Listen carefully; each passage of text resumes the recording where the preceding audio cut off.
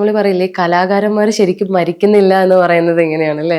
കലാകാരന്മാര് ഒരുപക്ഷെ അവരുടെ physical presence ഇല്ലെങ്കിൽ കൂടെ അവരുടെ കഥാപാത്രങ്ങൾ എന്നും നമ്മുടെ മനസ്സിലുണ്ടാവും അല്ലേ? അതെ, തീർച്ചയായിട്ടും. അതൊരു വലിയ അനുഗ്രഹമായിട്ട് തോന്നിയിട്ടില്ലേ? തീർച്ചയായിട്ടും. അത് എന്തായാലും ഈ കലാകാരന്മാരെന്ന് പറയുന്നത് പൊതുജനങ്ങളെ എന്റർടൈൻ ചെയ്യിക്കാൻ വേണ്ടിയിട്ടുള്ളവരാണല്ലോ, ഏത് തരത്തിലാണെങ്കിലും.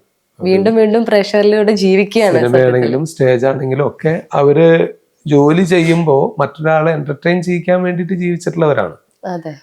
അപ്പൊ അതവര് പ്രേക്ഷകരുടെ ആ ഒരു കുറെ കാലത്തെ അവരെ ആസ്വദിച്ചിട്ടുള്ളതിന്റെ ഒരു പ്രാർത്ഥന തീർച്ചയായിട്ടും അവർക്കുണ്ടാവും. ഭാഗ്യം ചെയ്തിട്ടുള്ളവർ തന്നെയാണ് കലാകാരന്മാർ. ഞാൻ അങ്ങനെയാണ് വിശ്വസിക്കുന്നത്. സത്യം. ശരിക്കും പറഞ്ഞ ഒരു സിനിമയില്ലാത്ത ഒരു ലോകത്തിനെ പറ്റി നമുക്ക് ആർക്കെങ്കിലും ചിന്തിക്കാൻ പറ്റുമോ?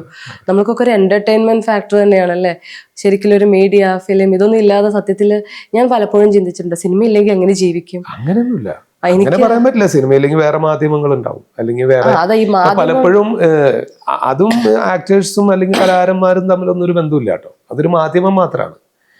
പക്ഷെ ലക്ഷക്കണക്കിന് ആളുകൾ അതുകൊണ്ട് തൊഴിൽ ചെയ്ത് ജീവിക്കുന്നു എന്ന് പറയുന്ന ഒരു ഫാക്ടർ. ലക്ഷക്കണക്കിന് ആളുകൾ, അവർക്കൊന്നും ഗവൺമെന്റ് വേറെ തൊഴിൽ കണ്ടെത്തേണ്ടതില്ല.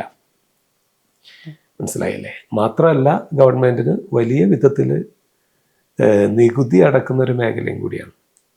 അപ്പോൾ സിനിമ എന്ന് പറയുന്നത് വെറും ഒരു എന്റർടൈൻമെന്റ് ഒരു സംഭവം മാത്രമല്ല, വലിയൊരു തൊഴിൽ സാധ്യത ഉള്ള മേഖലയാണ്. ഒരുപാട് കുടുംബങ്ങളെ സംരക്ഷിക്കുന്ന ഒരു മേഖലയാണ്.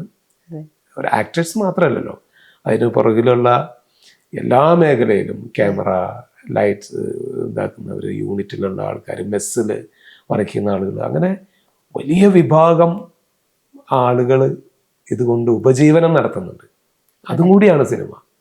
നമ്മൾ പറയുന്ന പോലെ ഒരു എന്റർടൈൻമെന്റ് മാത്രമല്ല, എന്റർടൈൻമെന്റിന് വേണ്ടി ഉള്ളൊരു മാധ്യമമാണെങ്കിലും അത് വലിയൊരു തൊഴിൽ സാധ്യത ഉള്ളൊരു മാധ്യമം കൂടിയാണ്.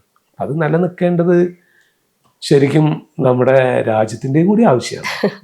നമുക്ക് വലിയ തോതിൽ ടാക്സ് ആ മേഖലയിൽ നികുതി, വിനോദ നികുതി എന്ന് പറയുന്നൊരു സംഗതിയുണ്ട്, അത് നമുക്ക് കിട്ടുന്നു. അത് ഞാൻ ചിന്തിച്ചു.